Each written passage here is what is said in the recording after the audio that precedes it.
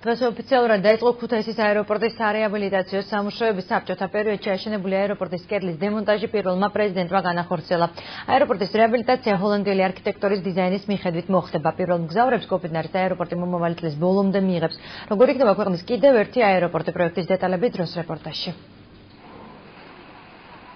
საბჭოთა კავშირის პერიოდში აშენებული ამ კედლის დემონტაჟი სიმბოლურად მიხეილ სააკაშვილმა დაიწყო. ამით ქუთაისში კოპენჰაგენის აეროპორტის რეაბილიტაცია იწყება. თანამედროვე სტანდარტების აეროპორტის რეკონსტრუქცია ჰოლანდიელი არქიტექტორის დიზაინის მიხედვით მოხდება. მასშტაბურ პროექტს ჰოლანდიური კომპანია UN Studio ახორციელებს, რომელიც ერთ-ერთი წარმატებული სამშენებლო კომპანიაა ევროპაში. მის სახელს უკავშირდება Mercedes-Benz-ის მუზეუმი მიუნხენში და ხელოვნების მუზეუმი არაბეთის გაერთიანებულ ემირატებში.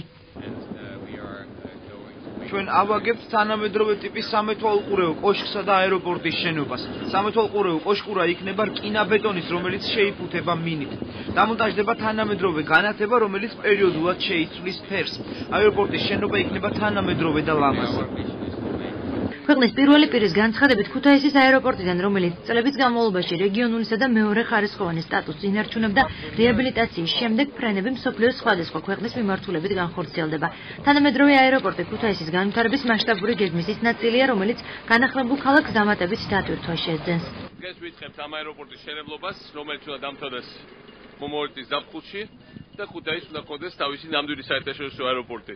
ისეთ კი არა, რაც იყო ხოლმე ყოველთვის მეორე ხარისხოვანი რეგიონალური არამედ აეროპორტი, რომლიდანაც ყოველდღე იფრენენ რეისები მიუნხენში, იქნება რეისები ქუთაისი, მიუნხენი, ქუთაისი, ლონდონი, როდესღაც ქუთაისი, ნიუ-იორკი, როდესღაც უახლოეს წლებში ქუთაისი, შანხაი, ქუთაისი, სტამბული და თავარი რაც აქ მიზანია, რომ იყოს დაბალი ტარიფები, რომ შემოიყვანოთ დაბალბიუჯეტიანი კომპანიები. ეხლა იმ პირობებში, როცა პრობლემა რა არის თბილისის აეროპორტში. თბილისის აეროპორტს ოპერირებს თურქული კომპანია TAVI, თავის დროზე რომელთანაც ერთად ავაშენეთ აეროპორტი და ჯერჯერობით მათი ტარიფები არის საკმაოდ არამოქნილი.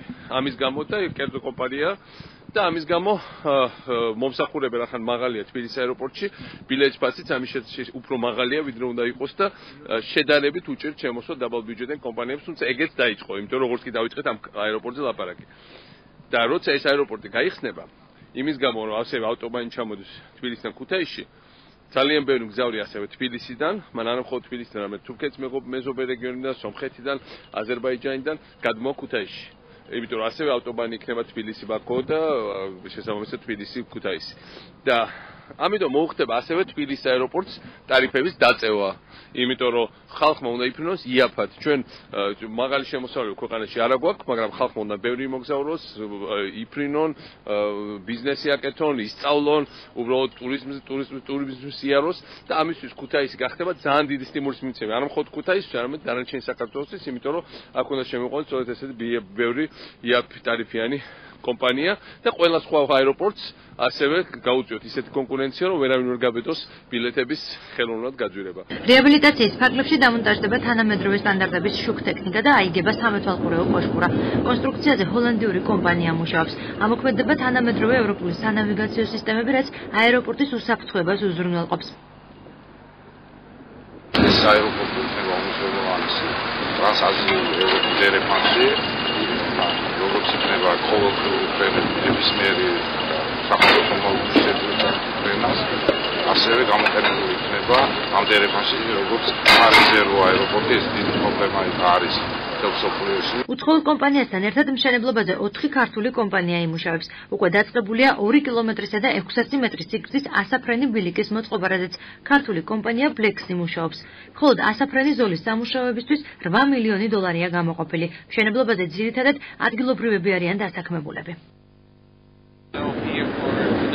საქართველოს და ჰოლანდიას დიდი ხნის ურთიერთობა აქვს. თქვენ ძალიან კარგი არჩევანი გააკეთეთ, როცა ამ კომპანიაზე შეჩერდით. ეს არის წარმატებული კომპანია, რომელსაც არაერთი ბრენდისთვის აუგია შენობა. ძალიან მნიშვნელოვანია მსგავსი მასშტაბის აეროპორტის აგება იმ ქალაქში, სადაც მალე პარლამენტის შენობაც უნდა გადმოვიდეს. ეს აეროპორტი ქუთაისს ახალ სიცოცხლეს შეძენს. სპეციალისტების განცხადებით, კოპიტნარის აეროპორტის ადგილმდებარეობა და კლიმატის მახასიათებლებია, რაც მის უნიკალურობას განსაზღვრავს.